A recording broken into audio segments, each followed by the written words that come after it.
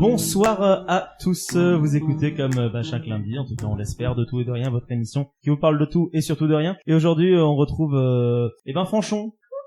Fanchon, ça fait longtemps qu'on t'a pas vu. La dernière fois qu'on t'avait, t'étais au téléphone avec nous. Oui, c'est vrai.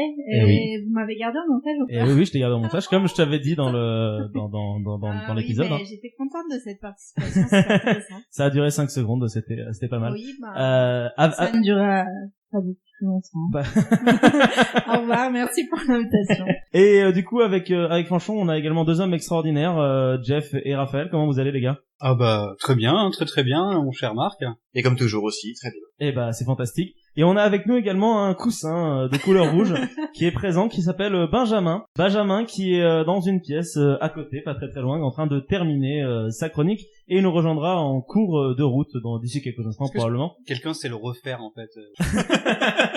Ouais, mais j'avais pas terminé, mais bon, après, j'ai pas eu les sources qui m'ont aidé à avancer comme avec les janissaires. Après, franchement, est-ce que c'est vraiment important? J'ai envie de vous dire non, mais bon, il faut vraiment quand même essayer de digresser un maximum, parce que c'est vraiment ce qui est le plus important, c'est de commencer avec un sujet et de terminer avec la météo du village à côté. Et bah du coup c'est parfait, merci Benjamin pour ta participation. Ce que je vous propose, c'est qu'on commence directement avec Fanchon, puisqu'on t'attend depuis plusieurs semaines avec ta chronique que t'as préparée déjà il y a un sacré bout de temps, donc je te laisse la parole. En fait, cette chronique, je l'ai écrite il y a un petit moment, et du coup, et je l'ai retrouvée et j'ai rien compris. C'est vrai? Disons que je me suis dit, mais qu'est-ce que, bon, d'accord, mais moi j'ai pris une base de ce que j'avais écrit, puis j'ai inventé des choses. Je vais parler d'une reine. D'une reine? La reine possédait un miroir magique. Oh. Don d'une fée qui répondait à toutes les questions.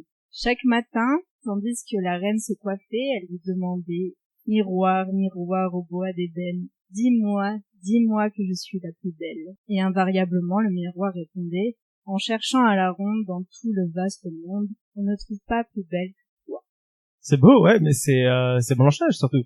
Oui, c'est Blanche-Neige, bravo. Miroir, miroir magique au mur, ne suis-je point le divin monarque d'un royaume prospère et pur? Eh bien, techniquement, vous n'êtes pas roi.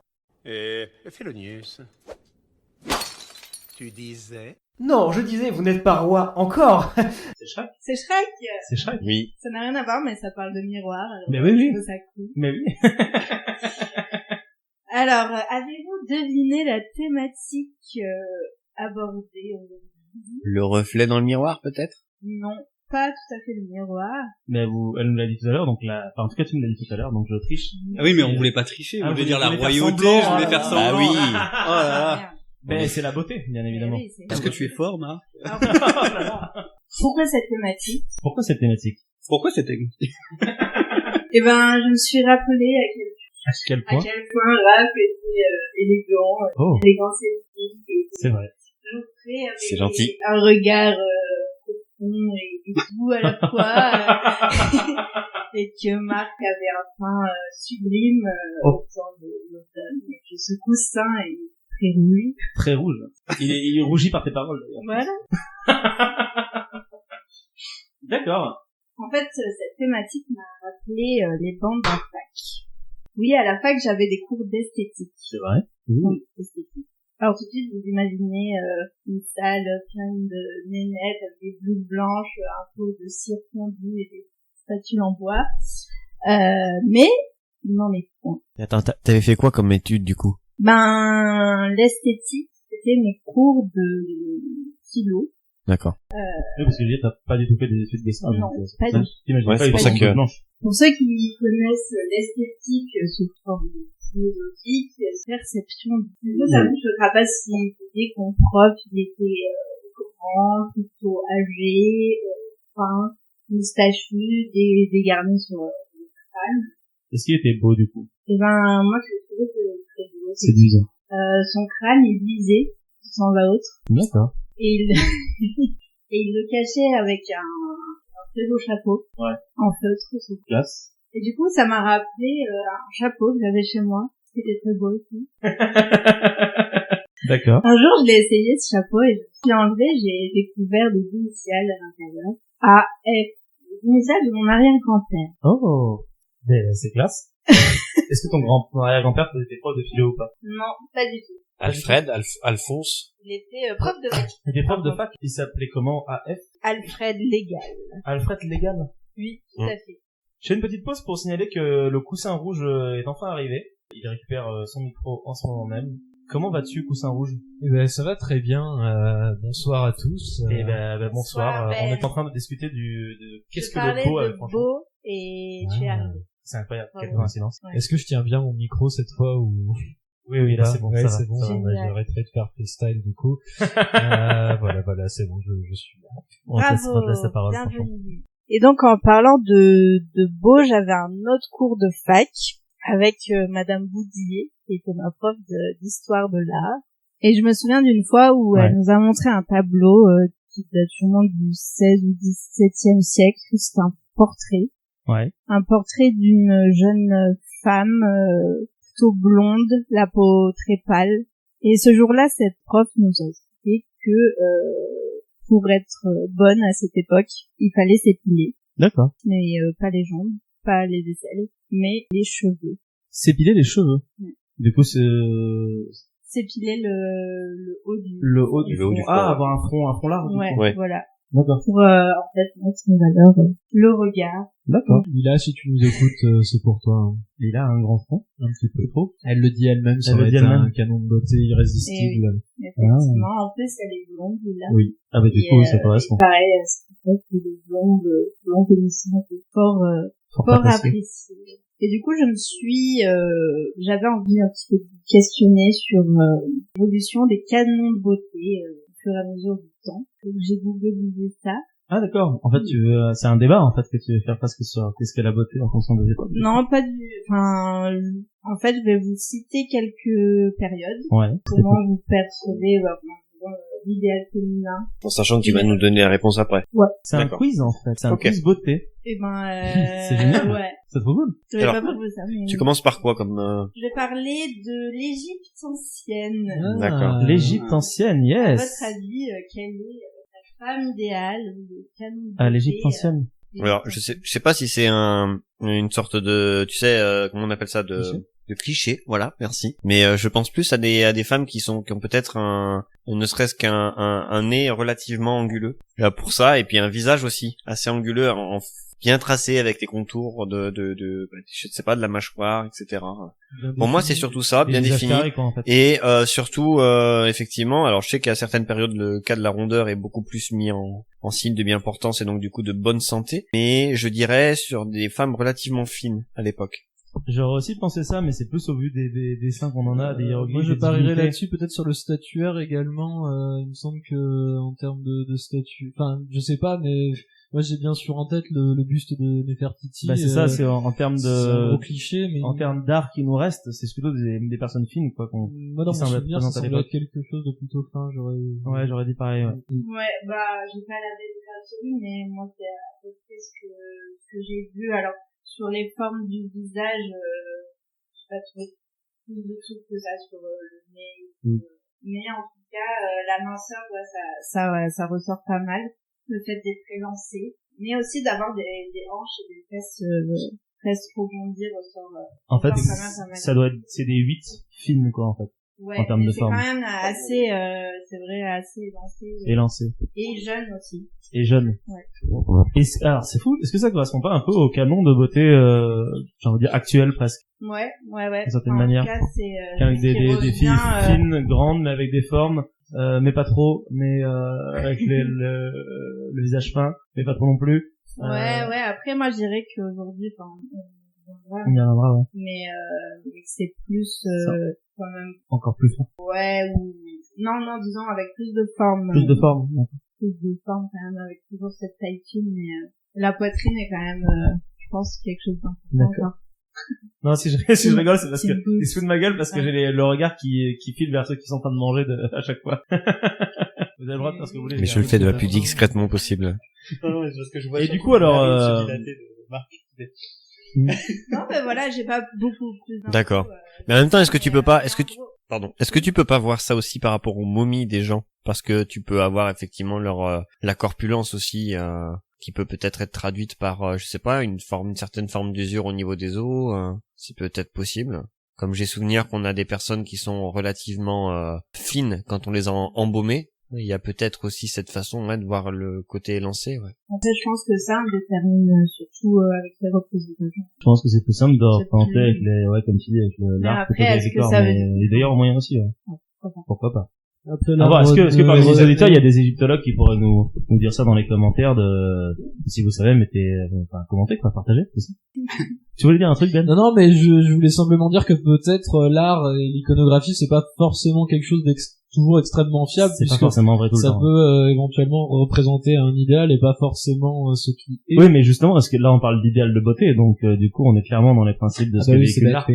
Mais oui, ça a pas de sens en fait. Oui, non, mais oubliez ce que j'ai dit, c'est absurde. Non, mais c'est complètement con, c'est vrai.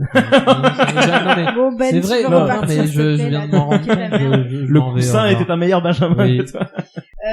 Voilà, bon, à chaque fois, j'ai pas forcément d'infos. De détails, ouais. Et du coup, j'avais envie de connaître vos perceptions. Du coup, on va passer sur l'Antiquité, côté Grèce et Empire romain.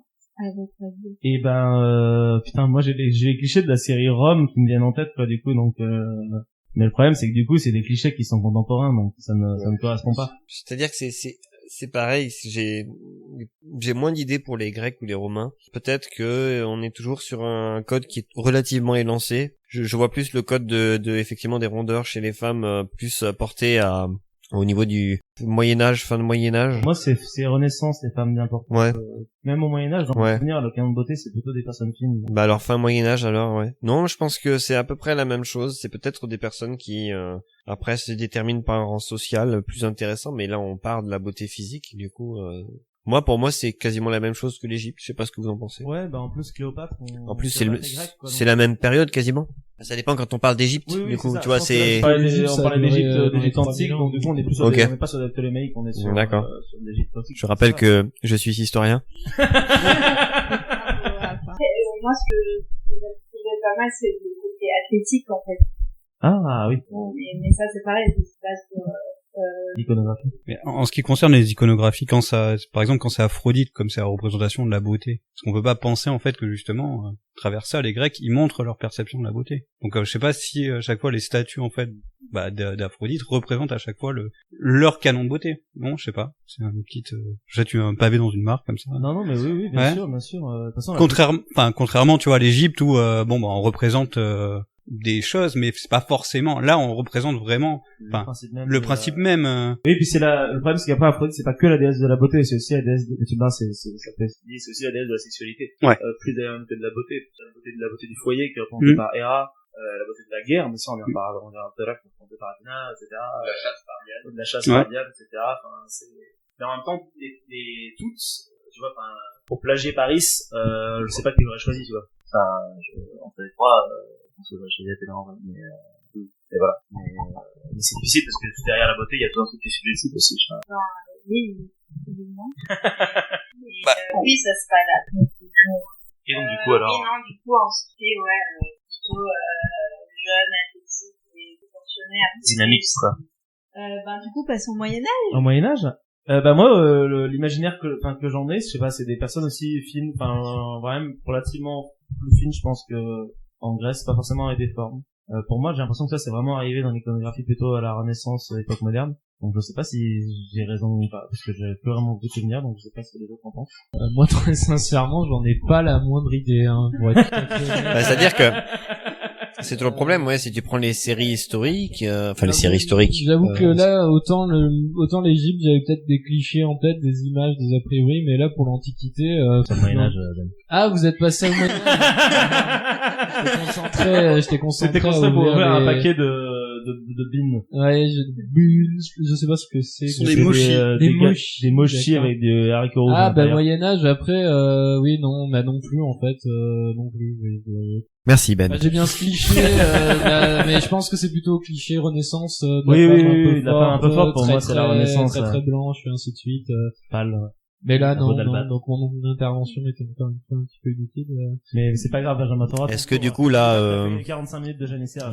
Si, je sais. Pour le Moyen-Âge, la femme enfin du coup le canon de beauté du coup serait plus, si tu effectivement t'en parlais par rapport au sport, par rapport enfin au physique pour l'Antiquité, je parierais plus sur la culture pour le Moyen-Âge. C'est-à-dire des femmes cultivées du coup ou de bonne éducation, c'est ce qui en fait je pense était un des canons de l'époque. Enfin c'est ce que je dirais perso. Enfin de ce que les gens pensaient à l'époque, oui. Personne bien cultivée, effectivement. Je peux porter sur le physique. Ben si, enfin. Si on parle en termes de couleurs, au Moyen-Âge, les vêtements, c'est des couleurs qui sont chaudes, c'est des couleurs qui représentent l'épée, la chaleur, le bien-être. On est très loin des clichés justement véhiculés par les séries ou les films où c'est des gens qui sont habillés tout en noir, en gris, qui sont en train de faire en train de venir dans la rue, en sortir caca par la fenêtre. C'est une époque qui est très vivante, quoi, en fait. Donc moi, j'imagine vraiment des gens qui sont vivants. Le critère de la beauté, je pense là-bas, c'est au contraire, c'est pas forcément du dynamisme, mais ouais, quelqu'un qui a de la patate, quoi. Ouais, j'imagine quelqu'un de ouais, bronzé, fin, quelque chose dans ce goût-là. Et c'est vrai que c'est plutôt le côté fin qui ressort. Et apparemment, l'important, c'était plus porté sur le visage ouais, c'est ça, que sur le corps. Mais sinon, oui, c'est plutôt un air juvénile, voire prépubère, avec une peau plutôt hanchée, poil, petit sein. Et le ventre plutôt rebondi et peu de maquillage.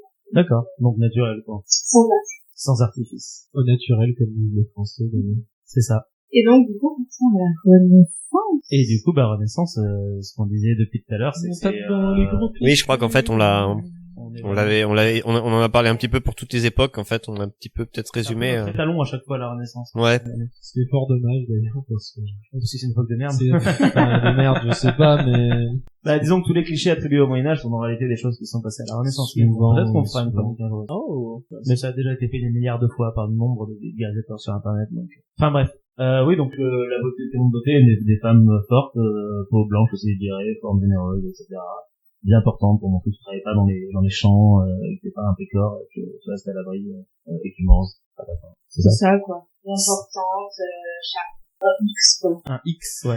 Je pense que c'est resté, je crois, alors si je vais peut-être bien me connaître, mais je pense que c'est resté au moins jusqu'au 19e, ce cliché-là. Enfin, pas ce cliché, pardon, ce canon. Ce canon-là. Ce code, oui. Ouais, au moins 19e, je dirais, ouais. Au moins jusqu'à ouais. Je dirais peut-être jusqu'au début du 19e. Oui, début 19e, ouais. Bah, la femme la Révolution, quoi. La femme de Napoléon, comment elle s'appelle? Ah. Il en a eu deux. Laquelle? La première. Peut-être qu'il a répondu. Oui. Joséphine, il me semble que selon les tableaux qu'on a d'elle, effectivement, c'est une femme qui est relativement bien portante. Mais après, est-ce qu'on veut faire passer ce code à cette époque-là ou pas? En fait, à partir du XVIIe siècle, il y a le côté corset qui apparaît. Ah, mais oui. Quand même une poitrine opulente, mais le buste bien tenu et aminci, quoi. La taille amincie. Tu passes du X au 8, quoi, en fait. Ouais, avec des hanches, ce côté peau blanche. Et là, cette fois, on est vraiment porté sur l'artifice avec la poudre, le maquillage, les rouges à lèvres. Les grosses perruques et tout aussi. Ça fait sens. Un peu à la Barry Lyndon, en fait. Oui, de manière un petit peu, exubérante. Et il y a un truc marrant, c'est qu'ils se peignaient les veines. Parce que la peau blanche étant blesse, etc. C'était assez plaisant de voir les veines, en fait, à travers la peau. Donc, surligner les veines. D'accord. Extrêmement pas sexy, quoi. Ouais, c'est vrai comme ça fait pas rêver. Ça fait moins rêver que le reste. Ouais. Ça me fait penser à mon arrière-grand-mère, les veines très apparentes. C'est l'image que ça m'évoque. La Renaissance, c'était un canon de beauté. Arrière-grand-mamie, ce que nous regarde. Et donc, retournant au 18e du coup, alors, que s'est-il passé? Siècle des Lumières. Il y a encore les corsets au 18e. Et là, ça se perd. Là, c'est un peu comme ce qui se passe en ce moment, c'est le retour vers le naturel. Ah, comme quoi? Est-ce que ce serait pas des cycles, tout ça? Un éternel recommencement. Naturel, donc on retire on arrête de dessiner les veines. Il y a quand même le côté mouche. Ah oui, la mouche, c'est au 18e, oui. Ouais. Avec des indications sur l'emplacement. Je pense que seulement regarder les chiffres. Les coiffures aussi, avec des perruques, des choses moins travaillées, voire décoiffées. Voire décoiffées, d'accord. Quoi? Quelle indécence. De toute façon, 19e siècle, yes! On y est bien. Plus que 2 siècles. Alors là, c'est marrant parce qu'il y a vraiment deux idéaux qui qui ressortent. Ouais. Donc le premier, c'est plutôt la bourgeoise bien pensante, Ouais. vertueuse, voilà, bonne mère, voilà, qui réussit, bien nourrie grâce à son mari, bien coiffée, pas spécialement maquillée. Ouais. Et le deuxième qui ressort, c'est tout le contraire. On dit la belle malade, Ouais. femme qui est plutôt maigre et très pâle, qui a vraiment l'air malade, quoi. Ah, d'accord. Et, donc avec qui est très mince, voire maigre, avec le teint La phare.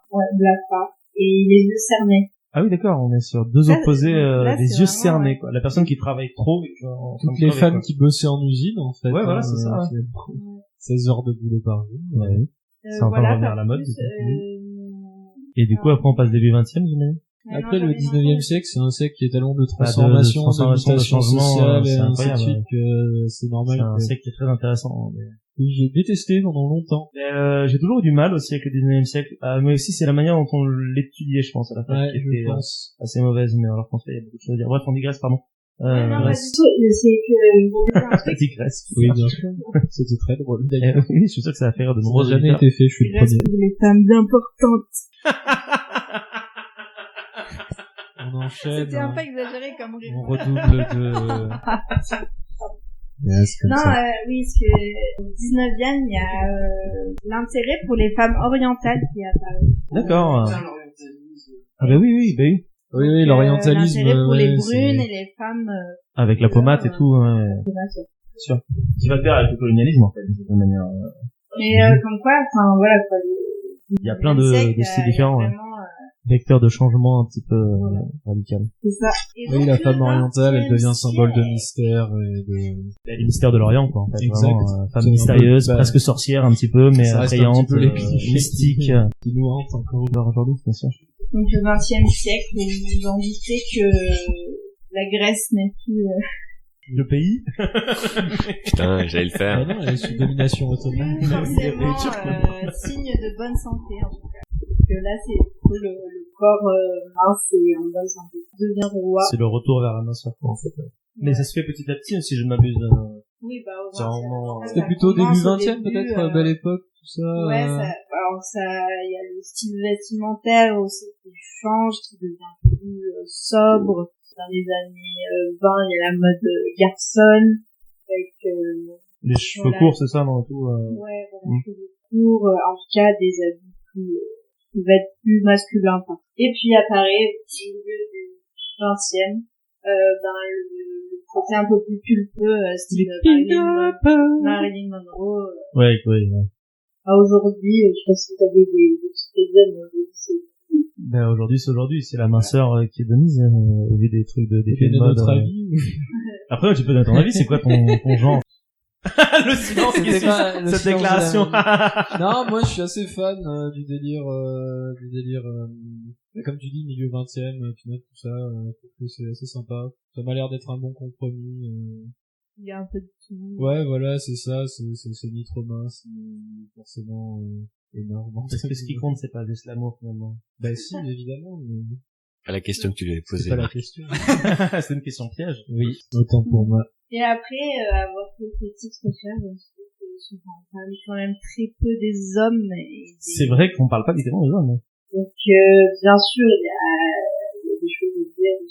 Chez les Romains, fallait être chauve, apparemment. C'est vrai? C'est vrai. C'était quoi? C'était, si j'ai bien compris, un signe de virilité, en fait. C'est Et pour ça que notamment mon prof d'âge et de d'expérience. Ah oui, parce qu'avec la calvitie, tu prends de l'âge, donc t'as d'XP, ouais. C'est l'inverse de la longue barbe, en C'est fait. l'inverse, c'est l'inverse de ce qu'on est, quoi, en fait. Je vais devoir couper ça au montage parce que personne ne va comprendre cette vanne. En fait, j'ai pas vraiment de conclusion. Est-ce que tu veux qu'on parle des canons masculins, du coup, pour changer un peu de cette société Si patriarcale vous et voulez, continuer à parler d'hommes, du coup Bah oui, c'est un peu ça le yes. truc. Parce que tu sais, Fanchon fait une chronique justement sur la femme, je pense qu'on gardera les canons, effectivement. Enfin, c'est toujours pareil, c'est que le canon, il est fait par qui? Le canon de l'époque, il est fait par les femmes ou par les hommes? Il est fait en grande majorité par les hommes. Donc il y a toujours un homme derrière. C'est affolant. C'est affligeant. Mais c'est comme ça. Alors vous pouvez... C'est horrible comme conclusion. Waouh, Non. Alors c'est pas une comme ça, conclusion. d'un point de vue C'est pas une historique. conclusion. C'est un en fait. Je veux Oui, dire, c'est un- je souligne juste un fait, ouais. Ah non, je voulais pas conclure. Ah, d'accord. Non, en fait, ce que je peux dire en conclusion, c'est que il y a plein à dire sur la perception de la beauté, et je pense que ça fera sûrement l'objet d'une prochaine chronique, voilà, parce que l'esthétique, avec une prof de fac super stylée, super chapeau, ben, Il t'a laissé beaucoup de choses à faire. c'est intéressant. Peut-être que ça fera l'objet d'une prochaine chronique. Fini la gourmandise, on parle de beauté maintenant. Ceci étant dit, je vais prendre mochi ou Mochi. mochi. Un mochi. Mochi. Et bah, du coup, j'imagine que c'était ça ta conclusion, terminer par manger un gâteau. Oui. Ben, merci beaucoup, Fanchon, pour ton intervention. De rien. On parle ici de beauté. On dit d'une femme qu'elle est belle, du coup, mais on dit d'autres choses qu'elle est belle, parfois. Eh bien, on dit que la guerre est belle. D'ailleurs, Bellum, ça veut dire. La guerre. Exactement. Et je crois qu'on a quelqu'un ici qui est fan de guerre, comme tu l'as si bien dit lors de ta Bah, dernière fan, chronique. je sais pas. Tu aimes les tueries, tu aimes aimes le les gens sang, morts. tu aimes les gens morts. Non, je me Tu suis les regardes déjà sur le bord de l'autoroute je en me prenant suis- des photos, tu l'as dit dans ta Non, chronique, mais je Benjamin. me suis déjà moralement dédouané de ça la dernière fois, donc on va continuer. Je vais continuer, eh bien, ma série de chroniques que je vous avais promis sur les unités militaires un petit peu hors du commun, qu'on a commencé la dernière fois avec les janissaires. Alors pour ceux qui ont trouvé ça long, vous allez être contents. Pour ceux qui ont trouvé ça bien, vous allez sans doute peut-être être déçus, parce que là c'est totalement l'inverse. C'est pas malheureusement autant documenté et ce sera un petit peu plus court. Donc voilà. C'est bien, c'est pas bien, j'en sais rien. 35 peu minutes. importe, on va voir. Non, là cette fois j'ai une page et une page et voilà, c'est à peu près. Alors moi je vais commencer par le bataillon sacré de Thèbes. Le fameux. Le fameux, bah voilà. On connaît comment cette histoire se termine déjà. Ben, je sais pas spécialement comment elle se termine, mais je peux vous dire à peu près comment elle a sans doute commencé. Non, en fait, je dis ça, j'en sais rien, parce qu'en fait, non, mais le problème, c'est que le bataillon sacré de Thèbes, pour être très franc, c'est semi-légendaire, en fait. Ah, d'accord. Enfin, C'est un bataillon de semi-légendaire. légende. C'est peut-être un peu fort, mais disons que on n'a pas spécialement réussi à prouver si oui ou non ça a existé, et D'accord. surtout si oui ou non il a existé sous les formes en fait qu'on nous dit qu'il a Ok. existé. Voilà, parce que c'est un régiment de la cité de Thèbes, donc Ouais. qui se situe en Grèce antique. C'est une unité hypothétique, voilà, ça n'a jamais été formellement confirmé, mais le concept du bataillon sacré est évoqué en principe par Platon dans ses écrits. Il en dit la chose suivante: si par enchantement, une armée pouvait n'être composée que d'amants et d'aimés, il n'y aurait point de peuple qui porterait plus haut l'horreur du vice et l'émulation de la vertu. Deux hommes ainsi unis pourraient presque vaincre le monde entier. Car s'il est quelqu'un de qui l'amant ne voudrait pas être vu quittant son rang ou jetant ses armes, c'est celui qui l'est. Waouh. Putain, on parlait de beauté et d'amour, là, on est... Et tu vois, on est c'est dedans, en fait. absolument pas documenté par première citation, Platon. Non, mais Bam. Oui, mais Platon, est-ce qu'il faut toujours Oui. Non, mais Platon, on parle, bien sûr. Bah, c'est ça. C'est ce que j'allais dire, Platon parle de l'Atlantide, donc non, mais c'est intéressant. c'est pas le plus, c'est pas la source la plus, Fiable. c'est pas un Thucydide ou un, Ah, puis même, faut toujours remettre Ouais, en cause les Cicéron. historiens, c'est pas Bon. mentir. Ça donne déjà un petit concept, N'est-ce pas, enfin frère ça donne déjà une petite idée Ce que fait l'historien. du concept qui se cache Non. derrière celui de bataillon sacré. Et il s'avère que Platon n'est pas le seul à en parler. Xénophon D'accord. le citera également. Lui, il en fera l'évocation en fait d'un régiment de Thébains composé uniquement de couples homosexuels en fait. D'accord. Alors le débat fait rage aussi bien quant à la nature des relations entre les membres de cette hypothétique unité que sur son existence même. En effet, certains décrivent le bataillon sacré comme un groupement de couples homosexuels et d'autres en fait le voient plutôt comme un groupement de couples pédérastes. Alors c'est deux choses très différentes l'une de l'autre. Cela peut sembler être une distinction triviale, mais ça l'est pas du tout. L'homosexualité, la pédérastie, c'est deux choses qui sont très très différentes l'une de l'autre. Et pour qu'il n'y ait pas d'amalgame, je vais vous en Tu vas donner nous faire une définition. ouais, du coup, en quelque sorte une petite définition qui sera non exhaustive. Bon bah l'homosexualité, voilà, c'est la pratique de la sexualité entre hommes. D'accord. Voilà, tout simplement. La pédérastie, c'est quelque chose de très différent. À la base, ça a commencé comme une institution éducative dans la Grèce antique, qui D'accord. désignait à l'origine, en fait, deux personnes, une sorte de binôme, en fait, Ouais. d'un homme plus âgé, mûr, entre guillemets, donc Ouais, adulte, et un qui un était petit jeune, considéré comme Jeune un épais. éraste, et bien un homme plus jeune, en fait, généralement, ouais, ça va de la préadolescence jusqu'à l'âge adulte. Et c'était bon, après, je vous cache pas que ça a aussi une composante de relation, voilà, pas que platonique, si on peut dire. Mais voilà, c'est la petite distinction, en fait, entre la pédérastie et l'homosexualité. C'est absolument pas la même chose. Je tiens à noter qu'il y a pas... quand même relativement grosse distinction. Ah oui, mais énorme, absolument, énorme. Ça n'a absolument rien à voir l'une avec l'autre. Je peux citer également d'autres cultures qui ont éventuellement pratiqué ceci, parce qu'il n'y a pas que les Grecs qui l'ont fait, il y a les Romains bien sûr derrière qui ont repris un petit peu à leur compte, comme tout le reste d'ailleurs, oui, comme toujours, ce qu'ont fait les Grecs. Que n'ont pas copié la culture japonaise aussi. Ah, oui. C'est vrai?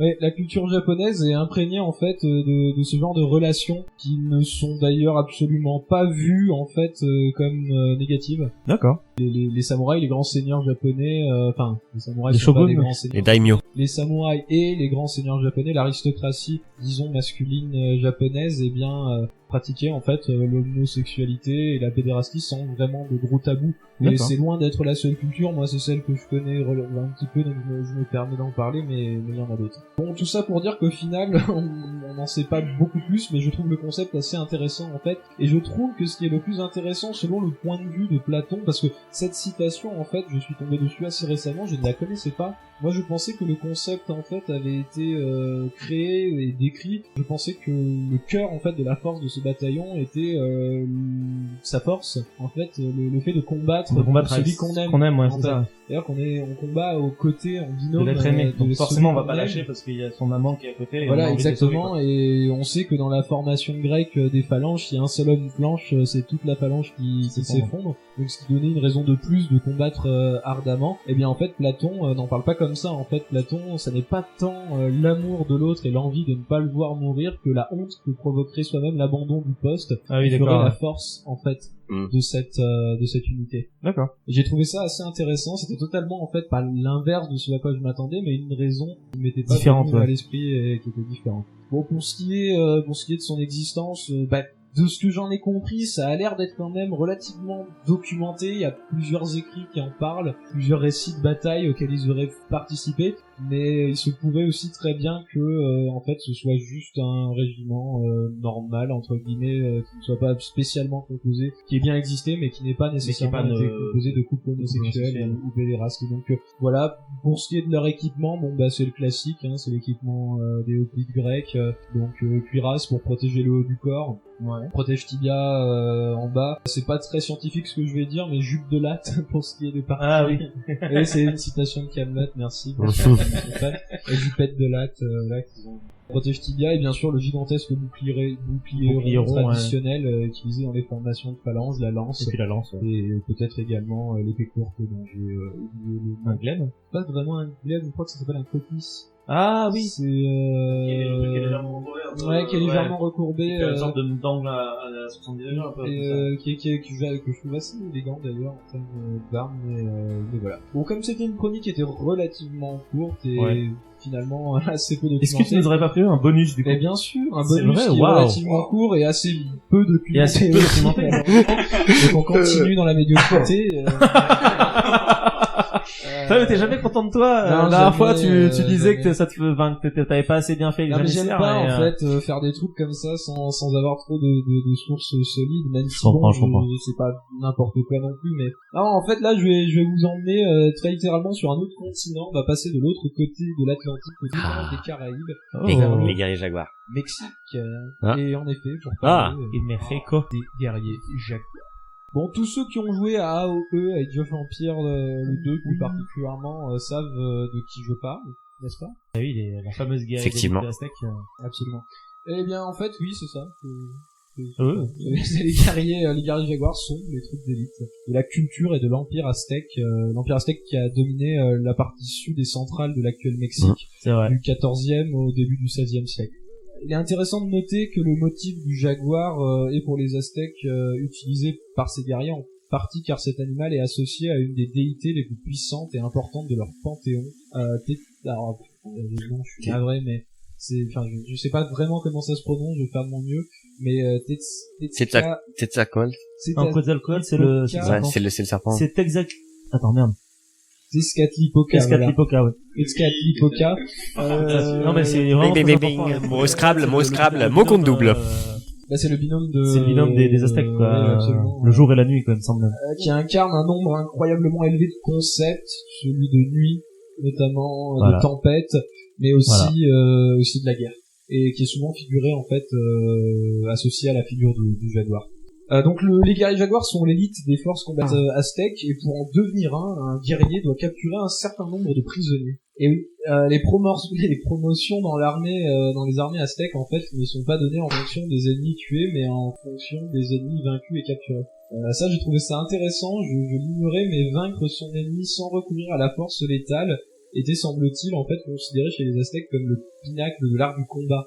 Et au contraire, tuer semblait être considéré comme assez maladroit. Oui, et puis en soi, c'est plus difficile de capturer quelqu'un que de le tuer. C'est plus difficile, en effet, de capturer quelqu'un vivant et de le garder relativement en bon état pour servir ensuite. Et après, ça permet d'avoir un esclave, hein, c'est clair. Alors, ça permet d'avoir des esclaves, mais c'est aussi, en fait, une forme d'économie du sacrifice aussi. Le sacrifice humain étant extrêmement important. Et oui, parce qu'il faut faire redémarrer le soleil avec le sacrifice. Absolument. Alors j'ignore trop comment marche malheureusement leur système de croyance. J'en ai une vague idée, mais qui est sans doute assez rempli de clichés. Oui, c'est un bon. Mais je sais que le sacrifice humain avait une part assez importante dans la culture aztèque. Et c'était une manière en fait d'honorer les dieux que de capturer en fait des ennemis vivants. Que ce soit pour qu'ils finissent par servir de sacrifice ou pour rester esclaves, peu importe, mais c'était considéré comme un grand honneur. Alors une fois promu au rang de guerrier jaguar, l'ascenseur social ne s'arrête pas là, car il était également possible,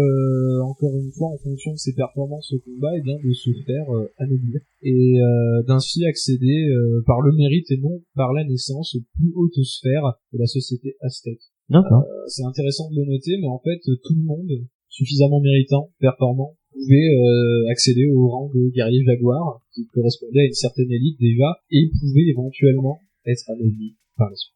Alors les guerriers jaguars sont nommés ainsi en fait parce qu'ils se vêtissent au combat d'un juste au corps qui est fait de peau de jaguar. Ils sont également équipés d'un bouclier, un bouclier malheureusement sur lequel j'ai pas trouvé nécessairement d'informations, mais qui est nécessairement fait en matière végétale.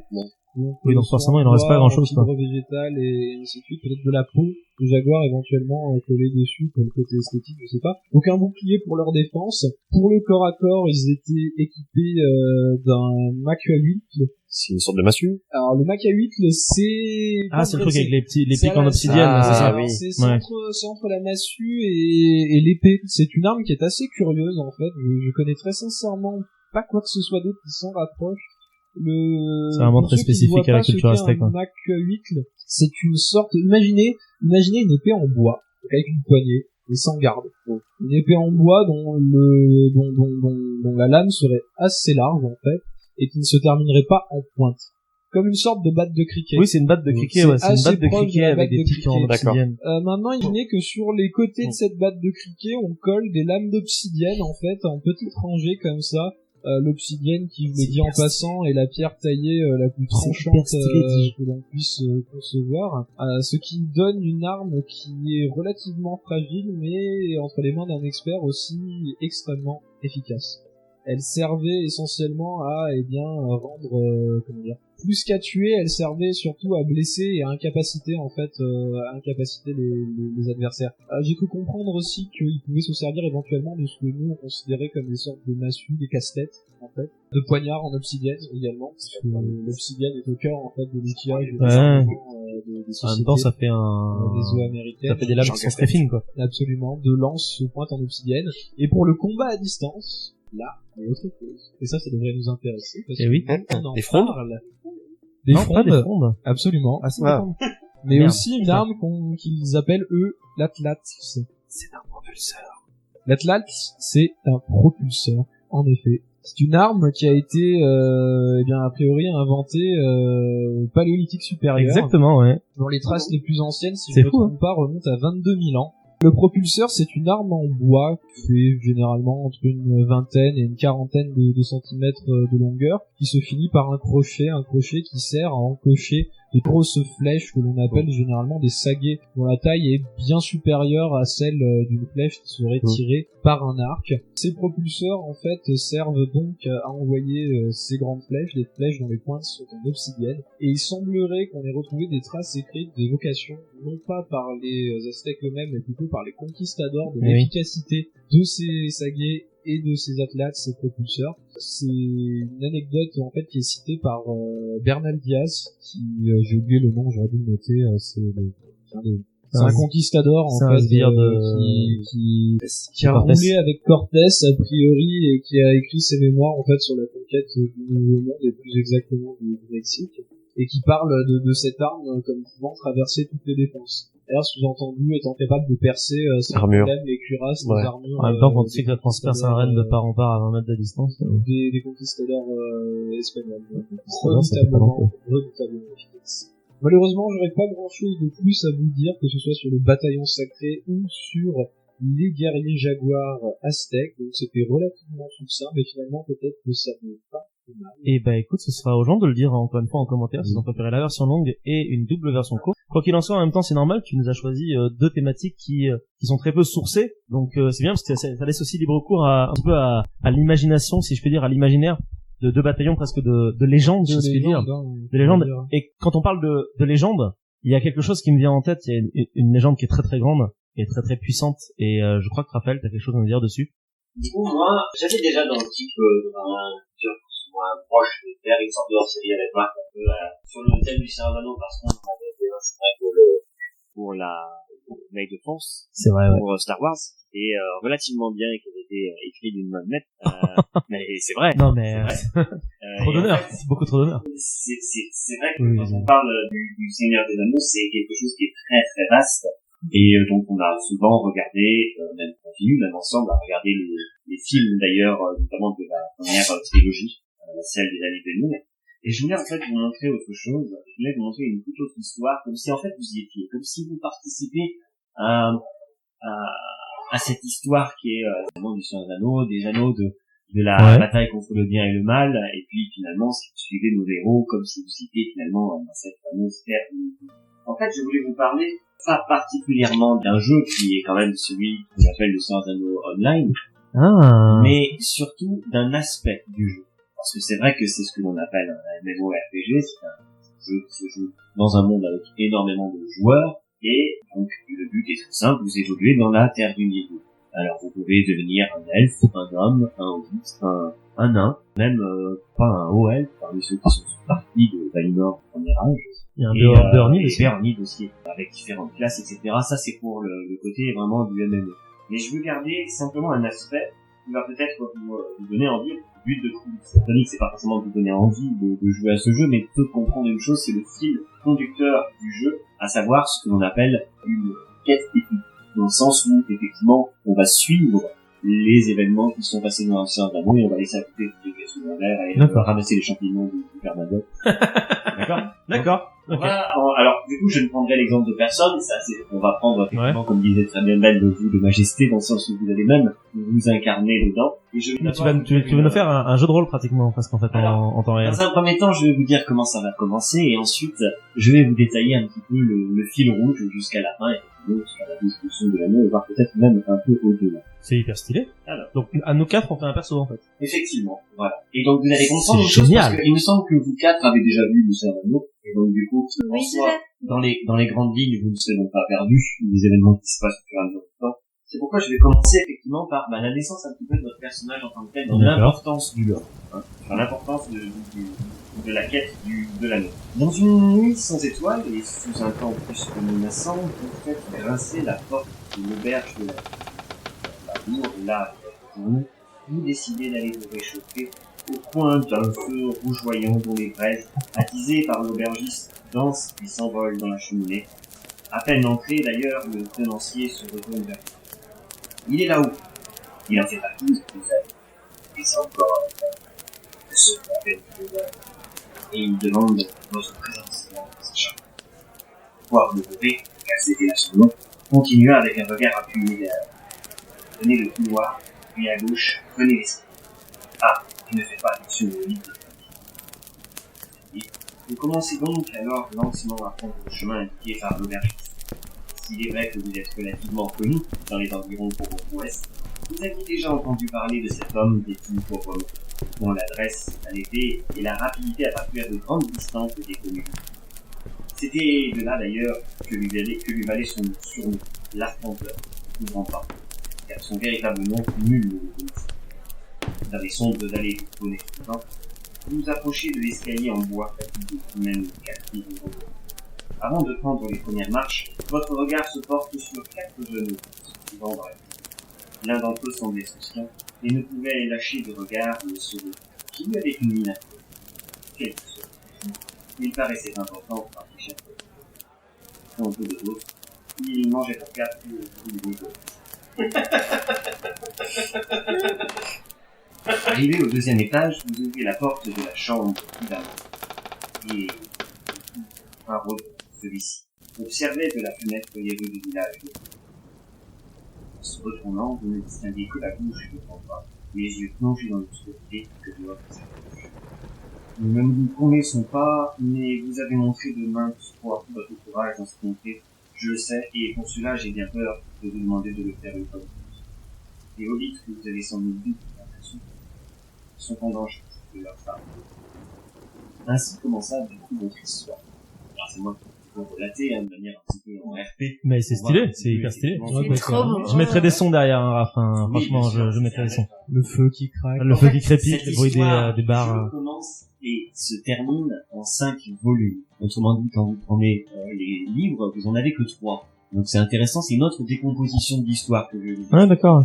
En fait, tout commence pendant que, justement, dans les films, on le voit, Aragorn part avec les hobbits, demander conseil à Frodo. Il vous est demandé, alors pour vous, de veiller sur le village de Bree, car l'un des rôdeurs qui protège la ville s'est retourné contre ses. Puis, vous partez pour les terres solitaires, en passant par Amansul, avant tout. Ouais. Vous observez des traces de lutte, avant de rejoindre Radagast, qui a trouvé refuge non loin de là, car un nécromancien tente de s'allier avec Sauron. Au fur et à mesure du temps, on se voit que déjà, on est derrière les pas d'Aragorn, en fait. On le suit, mais on est plus. Vous êtes par la suite ramené aux frontières nord de Bree, parce que Langmar déferle dans les hauts du nord, et vous devez unir les peuples, soit elfes, nains ou hommes, contre l'ennemi qui arrive inexorablement. Donc votre travail, là, c'est de remplacer Aragorn qui lui est parti, parce que, pour faire une quête bien plus importante que celle de surveiller les frontières. Vous prenez par la suite la route de la Troue et des Trolls, en passant à côté de Tech, Tom et Guy, pour une quelque chose. Les trolls, changés en pierre grâce à Bilbon, 60 ans auparavant, et vous retrouvez Aragorn et les hobbits dans Fronteau.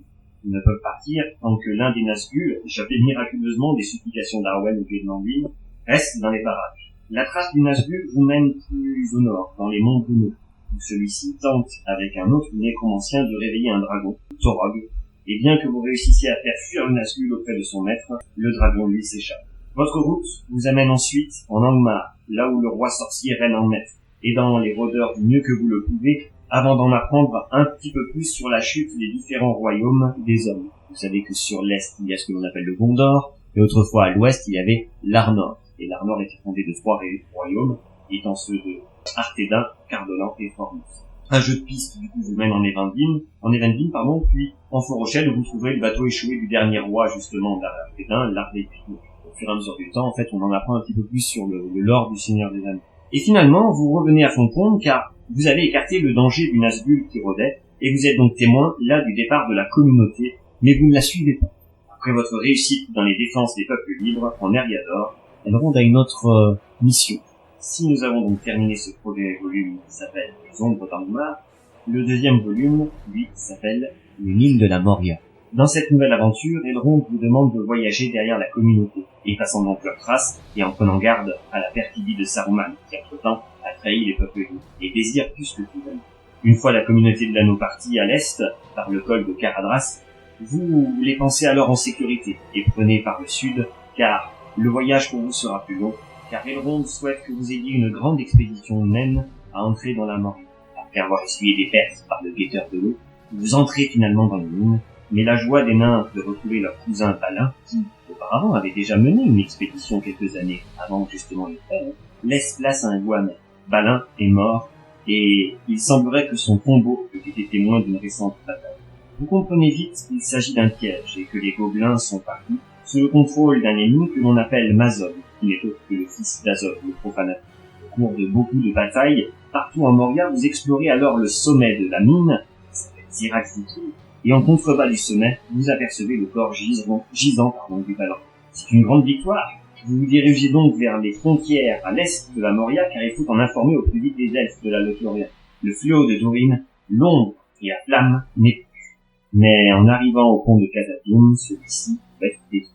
Et toujours après, quoi. Mais on sait pas que la communauté est venue justement dans la Moria, puisqu'on pensait qu'il passait par les Oui. Oui, c'est-à-dire que le personnage ne sait pas, le joueur, lui, le sait. Le personnage ne le sait pas, effectivement. Alors, comment est-ce qu'il va le connaître? Eh bien, peu de temps auparavant, dans ce que l'on appelle les fondations de pierre, le niveau le plus bas des mines, vous aviez effectivement retrouvé les débris d'un pont, ainsi qu'à côté, un chapeau pointu bizarre. Tout fait donc sens, puisque la communauté n'est pas passée par le col de Kharadas, mais bien par les mines de la Moria. Gandalf avait sans doute tué le Balrog, mais à quel prix? Sortant des mines, vous progressez à vive allure pour atteindre la lisière de la Lothlórien. Il faut que Galadriel et Celeborn, les seigneurs elfes, en soient informés, et vous y retrouverez alors la communauté qui vous apprend ce que vous redoutiez. Gandalf en passe tout. Afin que la communauté puisse descendre en toute sécurité le long du fleuve de l'Anduin, vous êtes envoyé dans la forêt noire. La Lothlórien a lancé une campagne contre la principale forteresse de l'ennemi. Vous faites donc écran, tandis que la communauté prend le fleuve en vue. La campagne se passe plutôt bien, mais un messager vous retrouve et vous demande de revenir à Elrond. Elrond a d'autres choses encore à vous apprendre. Suspense. Le 3e volume s'appelle Les Alliés du Roi. Arrivé auprès d'Elrond, celui-ci s'inquiète du pouvoir grandissant de Saruman. Si Aragorn veut devenir roi, il a besoin de soutien.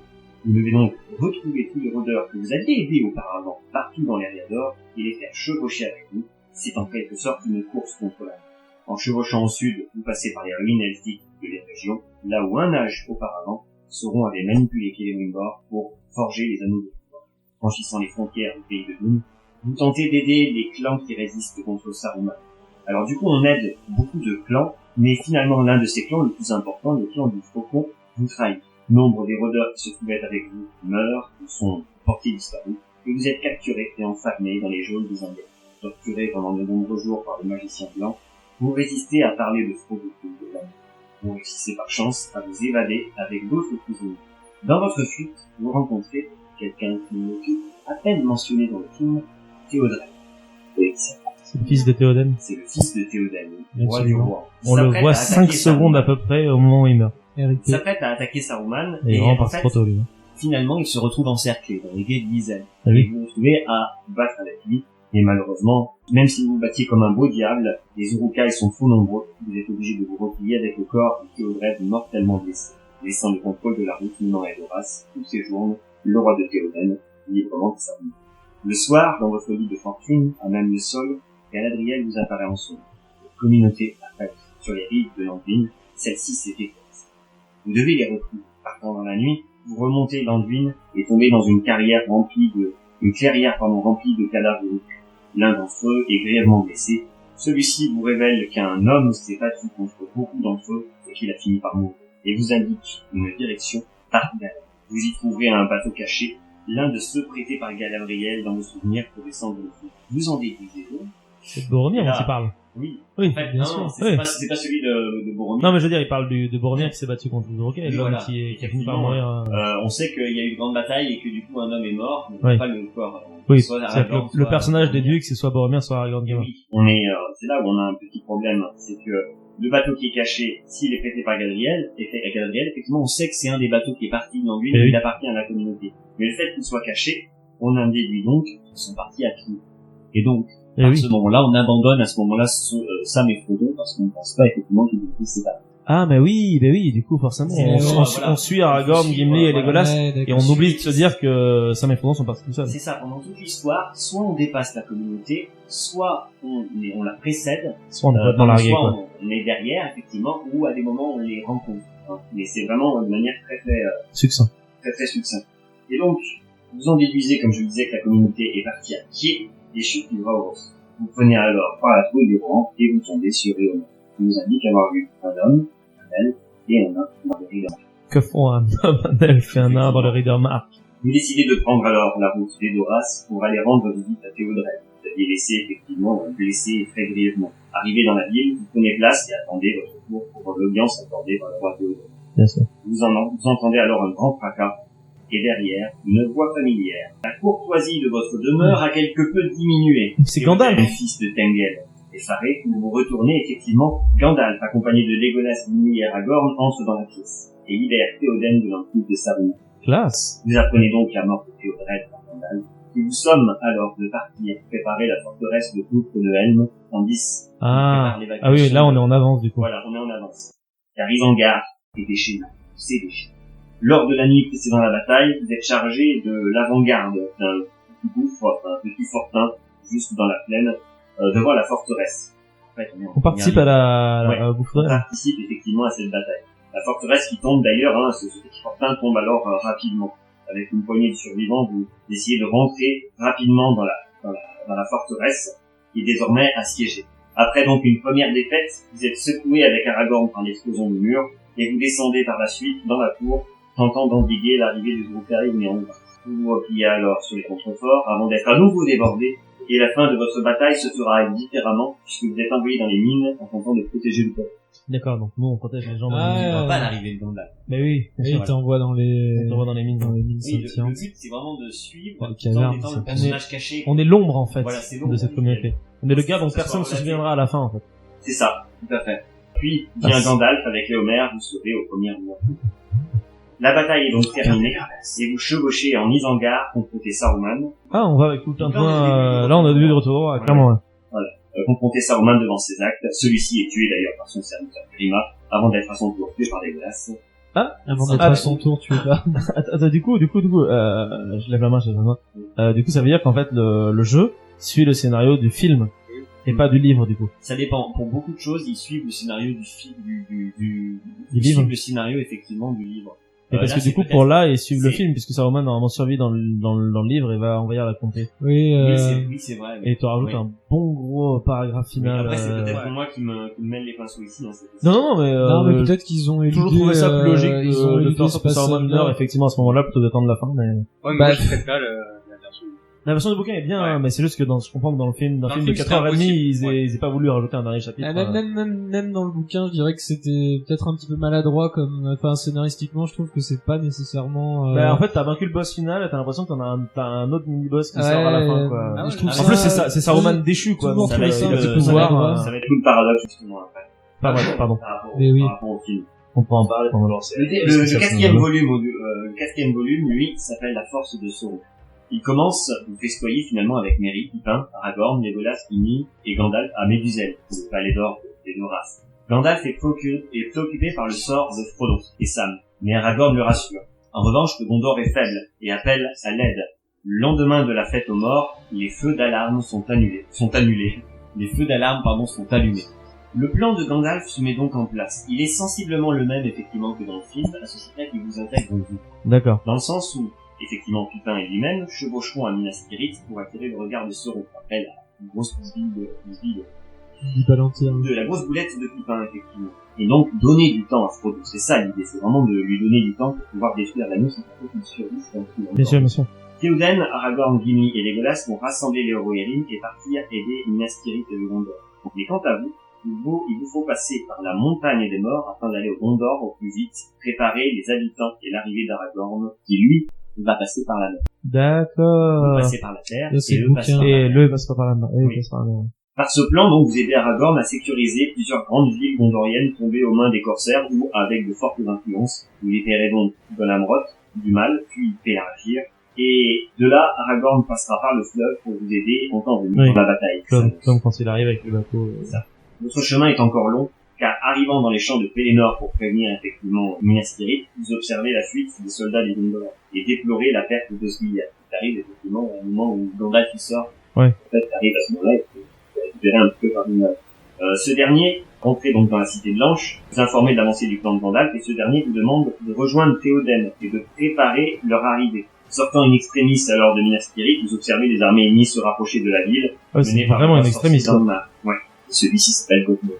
Vous partez à la rencontre de Théoden et de Attends, le roi sorcier d'Angmar s'appelle le Gothmog? Oui. C'est pas deux personnages différents, non? En fait, il y a deux personnes. Vous avez le roi sorcier d'Angmar Et il y a celui Gothmog. qui gère C'est Angmar. soumis à caution, c'est pas... il y a Oui, on bien sait pas si c'est un- un Nazgûl ou pas, mais C'est- en c'est deux fait, personnages différents, je vois ça, c'est Il y a normal. trois avec choses Gothmog. différentes, ouais. C'est l'aspect du film, c'est l'aspect du livre, et l'aspect du jeu. Parce qu'en fait, il y a un jeu, il y a le, en fait, comme on sait pas trop bien qui c'est ce Gothmog, il a été transformé en méchant dans le jeu. Ouais. C'est lui qui gère, effectivement, Angmar, sous le nom, effectivement, de roi sorcier d'Angmar. Et, effectivement, il y a le chef des Nazgûl qui lui a tout fait. Ah, d'accord. Donc, en fait, ils ont fait un mix C'est un peu assez chelou, ambigu quoi. parce que dans le Legendarium, il y a plusieurs Gothmog. En fait, il y a le premier, c'est le seigneur des Nazgûl. Des Balrogs. En fait, au premier âge, Gothmog, c'est le chef des Balrogs, c'est le plus D'accord. puissant des Balrogs qui mène ses frères au combat. Oui, du coup, là, Et c'est qui clairement pas le répond premier aux ordres Gothmog, de du coup. Morgoth. Non. Là, c'est un autre qui porte le même nom, et si j'ai bien compris dans le bouquin, C'est jamais décrit ce que on qui sait pas trop c'est si un c'est un Nazgûl. orc ou si c'est un Numénoréen noir éventuellement. Ah, mais Je oui, crois que comme c'est la assez bouse de sang. ambigu. Ouais. Et je pense qu'ils ont joué sur cette ambiguïté dans le jeu, ce qui est pas une mauvaise Oui, chose. ce qui est pas une je mauvaise trouve. chose. hein. Une fois que vous avez effectivement rencontré Théoden, vous passez du coup par des terres qui sont vraiment inconnues pour les gens qui ne regardent que les films. Ce sont des zones où j'ai perdu le nom des petites peuplades. C'est une sorte de petites peuplades de pygmées qui sont très, qui sont en fait dans le Seigneur des Anneaux de C'est Tolkien. censé être. Ce sont des Ah. personnes qui façonnent des petites statues, les petites statues qui vont être. C'est pas les Druedain. Si, c'est ça, c'est les Druedain. Voilà, j'avais perdu leur nom. Ce sont des sortes de pygmées qui façonnent des statues en bois, qui sont des gardiens. Finalement, dans D'accord. cette forêt qui se trouve entre le Rohan et le J'en ai Nord. aucun souvenir de ces mecs-là. Ils sont cités dans les livres. Ouais, c'est bah, eux pourtant, qui j'ai lu guident, les trois c'est bouquins, eux mais j'ai qui vraiment guident peu de les armées souvenirs. C'est eux qui vont se servir à guider effectivement pour pouvoir avoir une route safe pour Ouais. pouvoir Ouais. aller à. C'est comme ça que Théoden arrive vite et bien. Sur les champs de Bénin. Sur les champs de Bénin, ouais. Parce qu'en même temps, Sauron essaie de justement, il se dit qu'il y a quelque chose, donc il essaie de te barrer le passage. Bah oui, normal, Vu stratégiquement que tu arrives parlant. dans une, enfin, vu que au niveau terrestre, tu arrives dans une route inconnue et que se doute pas qu'effectivement il y a plus de corsaires qui vont venir aider, mais c'est Aragorn qui vient. Et le seul qui connaît ce passage, c'est le chef des Druedain. D'accord. Donc, une fois que vous êtes Complètement oublié, ce effectivement arrivé avec Théoden, vous observez une chose, vous observez à votre retour la ville incendiée, mais qui a tenu. Et vous participez alors à la charge des Rohirrim. La bataille féroce vous oppose à différents ennemis, qu'ils soient Nazgûl, Orcs, hommes de l'Est, Nomakil, mais l'arrivée d'Aragorn et l'armée des morts change la donne, la cité est sauvée et le plan de Gandalf peut continuer. Pour cacher donc l'avancée de Frodon et Sam en Mordor, comme on l'a vu dans les films notamment, si tant est qu'ils réussissent, vous partez avec le reste des héros à la Porte Noire. Passant par les Giliens et les ruines gondoriennes d'Osgiliath sont libérées, et vous arrivez dans les terres dévastées devant les frontières du Mordor. Une cinquantaine des personnages que vous avez rencontrés durant toutes vos aventures vous accompagnent, et au fur et à mesure de la bataille, vous assistez impuissant à la mort de nombre d'entre eux. Mais les aigles arrivent pour vous sauver, et l'impensable se produit, la tour de Barad-dûr s'effondre, l'anneau de pouvoir a été détruit. Yes. Votre quête de protection de l'anneau est donc une réussite. Le dernier volume, c'est celui de la Terre du Milieu, parce que si les films s'arrêtent effectivement à la destruction de l'anneau, Ouais. c'est pas le cas effectivement du jeu, parce qu'il y a encore pas mal. En fait, vous voici arrivé en paix, certes Sauron a été détruit, vous relatez les faits à Galadriel en Lothlórien, et celle-ci vous invite à observer la destruction de Dol Guldur. Vous êtes témoin de la puissance de la Dame Blanche qui fait exploser la forteresse avec son anneau de pouvoir invincible. Vous escortez alors Galadriel, Celeborn, Círdan et Elrond, venus avec Arwen au mariage de celle-ci. Vous êtes, par cette cérémonie, considérés comme défenseurs de l'Ariador contre Angmar, amis de la garnison de fer naine de la Moria, Rohirrim de la Marche et cerise sur le gâteau, frères des peuples libres de la terre du Milieu. Hyper classe. Aragorn vous demande toutefois de continuer vos efforts, car en Mordor, les lieutenants de Sauron sont toujours là. Pas gêné, nous. Bah attends, maintenant qu'il a réunifié l'Arnor et le Gondor, il faut, il y a Mais du il va taf, venir hein. aussi, hein. C'est en fait. Ah, il vient et il me laisse d'accord, ok, ouais. Devant des Ok. problèmes, comme beaucoup de choses, en fait. Aragorn vous demande, comme je le dis toutefois, de continuer vos efforts, parce que les lieutenants de Sauron sont toujours là, et ils sont nombreux, ils sont environ une dizaine. Au fur et à mesure du temps, on va enfiler les petits, bien sûr. Ah d'ailleurs, est-ce que je peux te poser une question? Ouais. Ils ont pris quelle partie quant au sort des Nazgûl dans le jeu?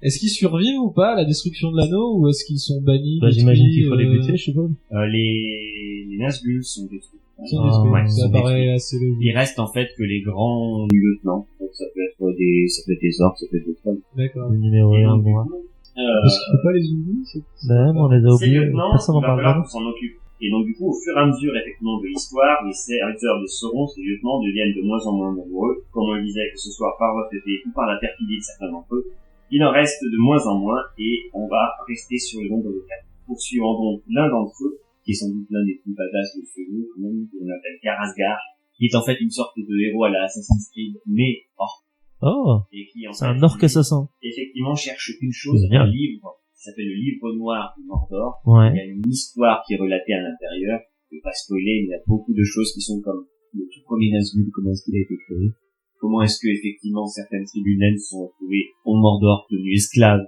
Oh. à Sauron. Et en fait, D'accord. ils cherchent des noirs secrets et ils cherchent notamment peut-être la possibilité que Sauron ait tué un enfant. Parce que c'est prévu, effectivement, que avec une autre de ses lieutenants, qui s'appelle Aereth, une sorte de souris humaine, effectivement, il lui avait promis un enfant pour pouvoir, faire d'autres missions, etc. Parce que D'accord. Karasgar voulait juste les affinités de Sauron, donc du coup, c'était un danger. C'est toujours le même problème, c'est comme des petits seigneurs qui se font la guerre. finalement. Ouais, je vois la tête de Jeff, il est en train d'imaginer Sauron copulé avec une chauve-souris. Genre, Oui, putain, c'est ouais. vrai, Ouais, moi aussi. Ça fait des images à cauchemar dans ma tête. Donc, vous poursuivez donc ce Karasgar en revenant.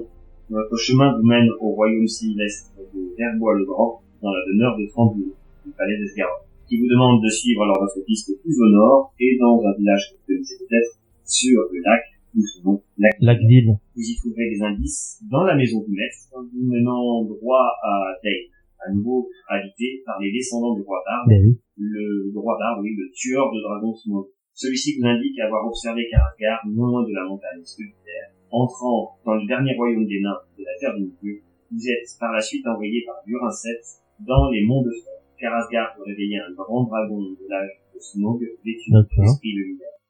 Il y parvient d'ailleurs, ravage la cité naine de Skarad, et il faut partir l'affronter dans la vallée des enclumes de Durinver.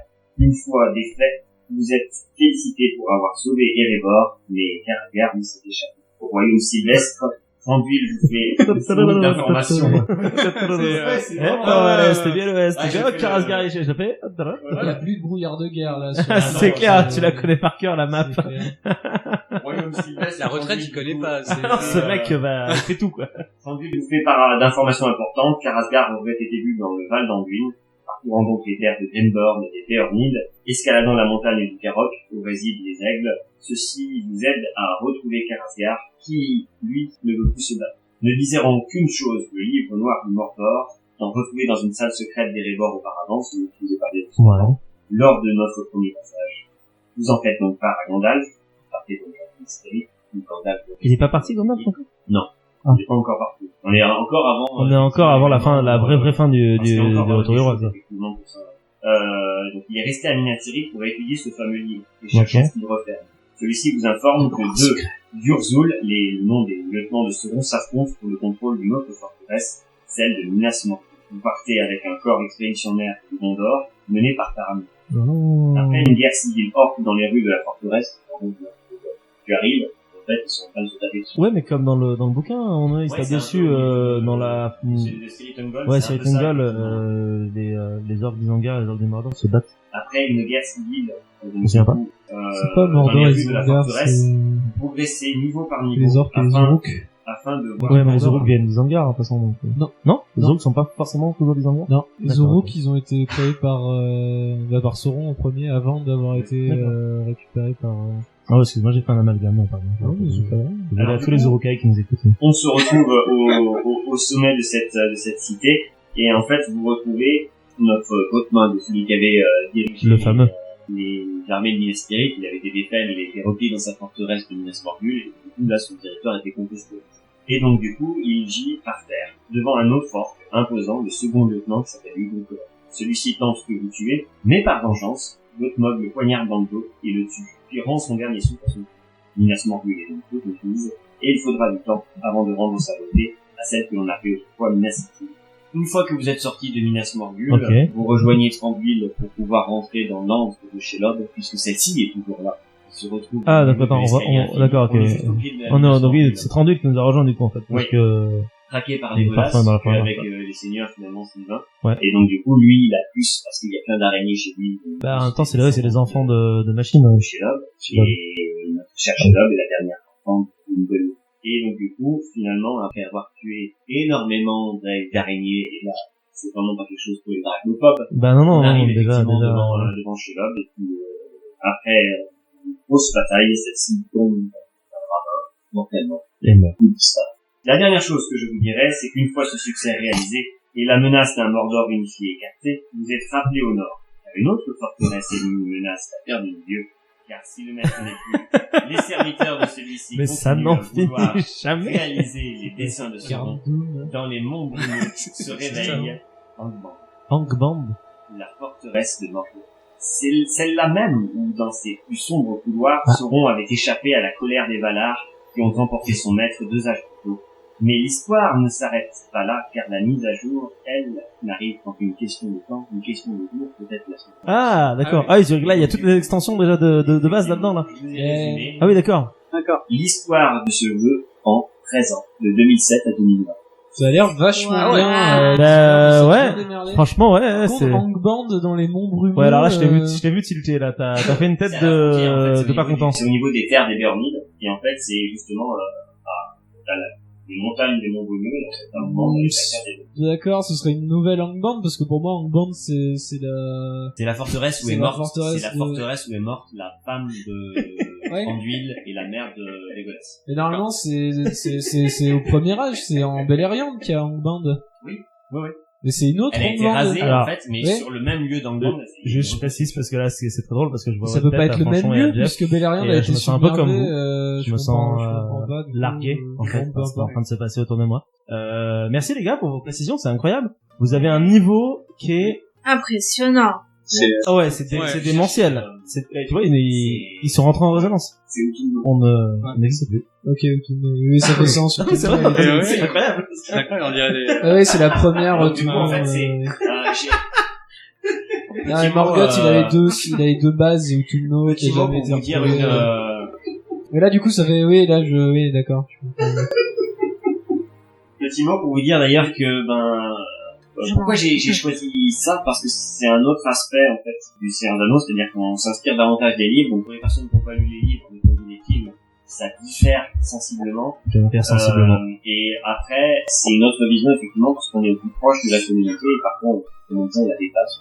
Eh ben, merci Raphaël. En tout cas, moi, ça m'a surtout donné merci. envie d'une chose, c'est que cet hiver, il va falloir qu'on se la fasse en série Seigneur des Anneaux, parce que les gars, vous avez un niveau démentiel là-dedans, mais du coup, ça va pas être à moi de l'écrire, parce que ça sera pitoyable, si vous Faut que je plaît. relise Donc, le Silmarillion, d'ailleurs, ça me fait penser, Voilà. Et ben, écoutez, vu qu'on parle d'Heroic Fantasy, je vous propose qu'on termine tout ça par une petite critique d'un livre d'Heroic Fantasy. Et c'est Jeff qui va nous faire ça. Et ben, nous t'écoutons, Jeff, nous buvons tes paroles. Eh bien, bien sûr, je vais rebondir du coup sur cette petite chronique du Seigneur des Anneaux, hein, que vous n'avez pas vu venir. Hein. Ben oui. Quand même, expert attitré de... Ben oui, avec Benjamin, visiblement. Benjamin, j'ai lu quand même pas mal, enfin, j'ai lu moins de fois le Seigneur des Anneaux, Ben, j'ai pas tout retenu non plus, hein. je n'ai pas pu retenir autant de choses. Les espèces de pygmées nains des marais, là, par exemple. Alors, j'ai essayé de faire vraiment le plus concis, c'est-à-dire Oui. que là, il y a vraiment énormément de choses qui étaient à côté, beaucoup de savoir et tout, donc on est resté sur des lieux qui restent assez connus, effectivement, quand tu regardes les films, mais effectivement, tu peux faire encore plus complexe, parce que de toute façon, Tolkien a fait un truc horrible pour les personnes qui Oui, lisent. bien sûr. C'est sûr, ouais. Alors, une continue ici, Marion, les 3 premières pages, c'est indigeste. C'est que des noms. Tu perds 90% des gens. Ouais, le fils de machin qui a créé. Et donc, du coup, l'œuvre dont tu veux nous parler est plus simple, j'imagine. Exactement. En tout cas, du coup, j'avais préparé une petite rentrée en matière, en fait, mais ça ne correspond pas à rien. Ouais. Je le montre belle, hein. Et ouais, D'accord. écoutez, on va regarder ça. Donc, du coup, oui, en fait, on va parler un petit peu d'Heroic Fantasy, pour changer, hein, bien sûr. Alors, c'est un petit peu un territoire qui est assez exploré, en fait, parce que, justement, je trouve que l'Heroic Fantasy, bon, on sent un peu cette idée un peu bucolique de voir des elfes et des orques qui se baladent, et c'est assez figé, en fait. Oui. Souvent, on a le principe, c'est le héros, et on aura beau lire, en fait, d'autres livres, on se retrouve un petit peu tout le temps avec les mêmes marques, en fait, avec les mêmes attendu en fait des arvestes pour dire du Seigneur des Anneaux. On est un peu prisonnier finalement du schéma Seigneur des Anneaux au final. C'est très difficile d'en sortir. Ouais. Quelques bouquins qui ont pu me marquer un petit peu différemment, bien sûr. Parce que les auteurs en fait sont un petit peu plus inspirés. Je sais pas, maintenant c'est un voyage. Ouais, de Robin Hood. Même je l'ai vu récemment, Terry Pratchett avec les disques mondes. Oui, des trucs qui réinventent un peu le genre. Ça prend un contre-pied, on va dire, différent. Ouais. Et du coup, là, ce bouquin, là, L'Enfant de poussière, c'est un bouquin français, hein, que montre mon ami Franchon. Voilà. Alors, le nom de l'auteur, je demanderai à la personne la plus, c'est le mieux parler anglais de le prononcer parce que... Ce sera Benjamin. Alors, il semblerait que ce soit un certain Patrick K. Dudney. Exact, très bien. Alors oui, c'est un auteur français, mais qui est en Angleterre, une petite suite. D'accord. Ah oui, d'accord, donc il est loin de l'Angleterre, quoi. Loin de l'Angleterre, Il est dans les fameux cottages du Limoulin. Oui. Et c'est énervant, parce qu'en plus, d'être un bon écrivain, on le voit, c'est une espèce de pseudo-gothique, sur le côté, mais tu vois, assez beau gosse, en fait. C'est le BG gothique de manga, quoi, un peu. Donc pourquoi il a le droit d'avoir autant de qualité en lui. et nous, finalement. Et nous, pauvres mortels. Pauvres mortels. Donc du coup, en fait, c'est après apparemment une classification que je ne connaissais pas, ça s'appelle de l'art fantasy. J'ai vu dans son interview, parce que je me suis intéressé un petit peu à qu'est-ce qu'il a fait, ouais. Qu'est-ce qu'il a fait. Bien sûr. L'art fantasy, bien sûr, je vois venir dans des petits coquins, ça n'a rien à voir avec le terme, c'est honte à votre historique internet. Ça me rappelle une blague, t'as fait exactement la même quand t'as parlé de hard science il y a quelques épisodes. Vous êtes connectés, les gars, vous êtes connectés. Ah oui, c'est comme quoi dès qu'on dit art, on pense directement au porno, quoi. C'est fou. C'est sympa. Non mais c'est bien. Je retrouve des blagues comme ça manque. Je crois que j'aurais dû réécouter du coup. Non mais c'est très bien, il y a un fil conducteur entre les épisodes. Voilà. Presque une agréable surprise. Surtout parce que ça prend un petit peu le parti inverse de retourner les codes en fait qui nous sont proposés à chaque fois. Hein. Ouais. L'art fantasy en fait c'est un peu pour illustrer comme dans le Seigneur des Anneaux en fait on avait Bidou qui s'inquiétait à savoir s'il avait assez cotisé pour sa retraite ou Merry et Pipin qui ont des syndromes de stress post-traumatique après toutes les guerres qu'ils ont faites. Hein. On est vraiment sur la réalité pure et dure. C'est des histoires réalistes mais dans un contexte un petit peu plus moyenâgeux en fait tout simplement. Alors bon, l'exemple le plus récent, hein, dont on n'a pas de parler, en fait, c'est un petit peu bon vieux sorceleur, c'est bon vieux Gérard The Witcher, hein, qui incarne très bien cet état d'esprit. Hein, c'est un anti-héros aux prises avec un monde dur et froid, où les monstres sont plus tapis en fait dans les entrailles des êtres humains que dans les animaux. Ouais. Bien sûr. C'est pas en tout. Il parle très souvent de niche écologique dans les bouquins. D'ailleurs, on parle un peu des types de monstres. Les humains se sont plus des salopards que les monstres. Les préjugés en fait pour les humains par rapport aux créatures. Et souvent à côté en fait on a des autres êtres humains qui sont bien pires des bouchers. Alors du coup ce petit bouquin en fait par sa froideur en fait ça nous rappelle un petit peu The Witcher. Hein, c'est l'âpreté d'un monde qui est sans pareil, il y a peu de lueur d'espoir en fait. Le simple réconfort ça va être un bol de soupe de chaude en fait devant un peu ouais, donc on n'est pas forcément sur une bonne ambiance. Non, on n'est pas trop sur une bonne ambiance. D'accord. C'est assez dépressif. Hein. Alors ça, super. Pas le tome 1, hein, le tome 2 que j'ai lu, c'est encore pire. Ouais, d'accord. Okay. Là, il y a la peste, on ne spoil pas, mais bon, voilà. D'accord. On a envie de respirer un petit peu enfin. Ouais. On écoutait la chanson. Alors en fait l'histoire est finement écrite, hein. C'est un récit qui est ponctué de beaucoup de petits détails qui animent les lieux, où évoluent les protagonistes, donc du coup ça rend ça vraiment réaliste en fait. On sent que vraiment l'auteur en fait il va dans les petits détails pour vraiment faire vivre les tableaux, hein, les villages, les villes ou même les cultures en fait que tu vas croiser. Il y a quelques traces de fantastique mais sont parsemées par-ci par-là, hein. C'est pas non plus, ça abonde pas, hein. Ça reste cohérent avec la logique, hein. Quand l'histoire, je vais pas trop l'évoquer, en fait, le mieux, c'est de le lire, en fait. Oui, bien sûr, au fur et à mesure. Faut juste savoir qu'au début, en fait, on fait les pérégrinations, en fait, d'un enfant de 8 ans. Ah, d'accord. Voilà, ça commence à partir d'un enfant de 8 ans. Ça a été écrit en français ou en anglais? En français, ouais. Français, d'accord. Après, je sais pas si ça a été traduit en anglais. Ça, l'avantage, c'est que s'il est anglophone, il peut auto-traduire sans ça. Parce que ça, c'est du coup, c'est sorti à Folio SF, et avant, c'était sorti au Diable Vauvert, donc ça. Ouais, c'est notre, ça, c'est, excuse-moi, je fais un aparté, ça m'agace quand les trucs sont des rues fantasy sont privés en machin SFC. Ouais, oui, ça. Ah bon, pardon, excuse-moi, Et ça, c'est sûr. Non, mais vas-y, moi, je parlais d'un article sur lequel je suis désolé, mais là, je peux pas résister. Vas-y. Ça me rappelle un article, alors, ça, c'est dommage, j'ai pas réussi à remettre la main dessus, donc je pourrais pas vous dire qui est l'auteur de cette ignominie, mais c'est peut-être tant mieux pour lui ou elle, d'ailleurs, mais c'était un top 10 des livres de science-fiction à lire Et il s'avère que plus de Il y la avait de moitié, l'heroic c'était de l'heroic fantasy, en fait. Ça me dit quelque chose, je crois que tu m'en avais parlé. Dont Game of Thrones, le Seigneur des Anneaux, et ainsi de suite, ainsi de suite. Il y avait finalement dans tout ça peut-être 3 ou 4 bouquins qui étaient vraiment de la SF et tout le reste, enfin bref. Mais il y a un gros amalgame chez les gens de base. En fait, oui, chez les gens de base, c'est des geeks, en fait, tu vois. Oh, bah, c'est un truc de geek, on met ça dans le même panier, ouais. On balance, en fait, tout, c'est le pot pourri. Ouais, c'est ça. Pardon, du coup, on te laisse reprendre, pardon. On a fait un aparté, Non, mais c'est très bien, moi j'aime bien ces petits apartés, en fait, où on débat, Mais oui, ça rend, c'est vivant, ça anime. Du coup, en fait, C'est pas Avignon, par exemple. Je vais en revenir sur les péréglations de ce petit enfant du temps, hein, qu'on voit grandir. Franchement, on vient de se tirer une balle dans la tête après avoir entendu ma blague. C'était quoi? Non, j'ai dit une connerie. Je vais essayer de faire vite. Il me reste 40 pages. Et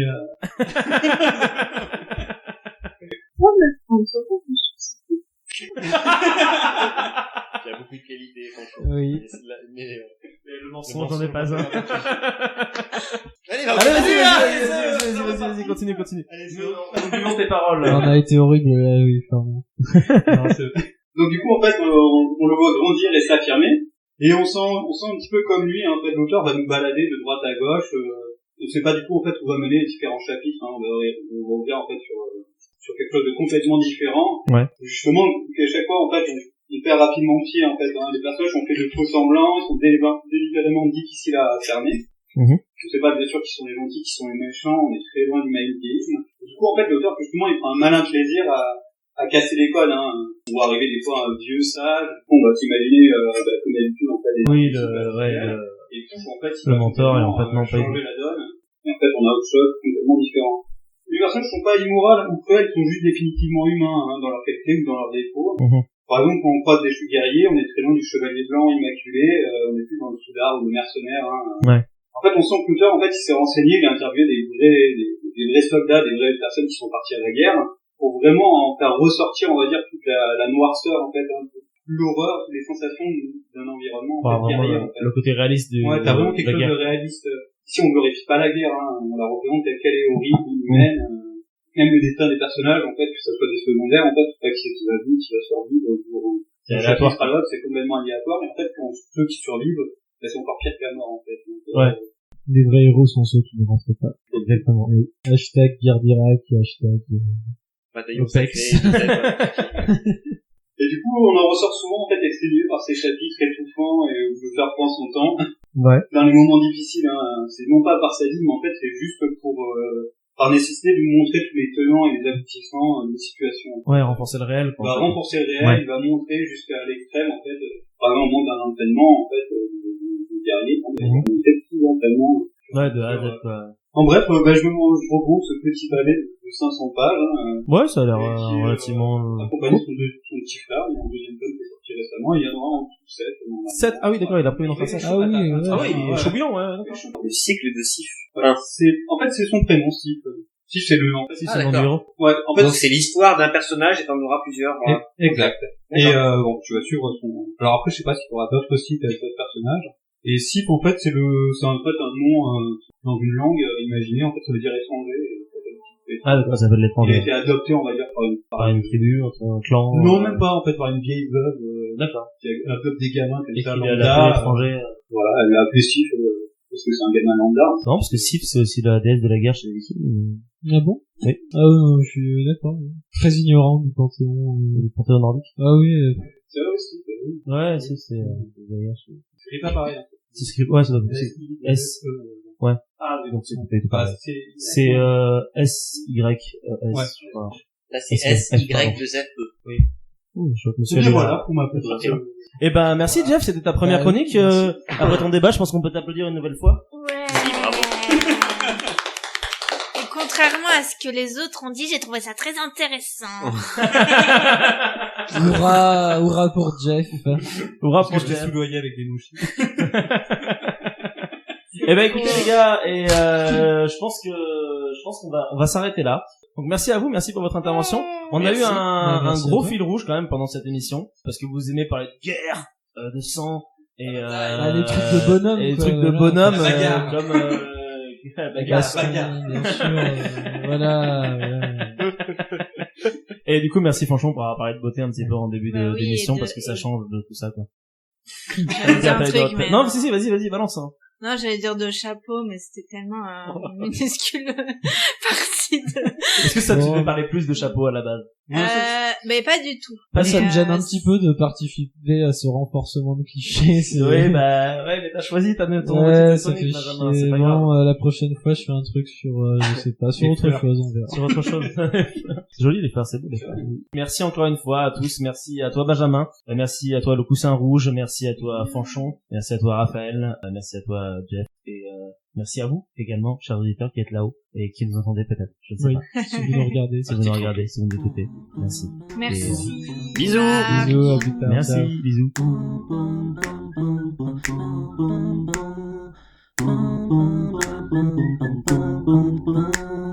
D'accord. Ah, juste 2 secondes. Ouais. Parce que quand vous mangez, est-ce que vous pouvez couper votre micro, les gars?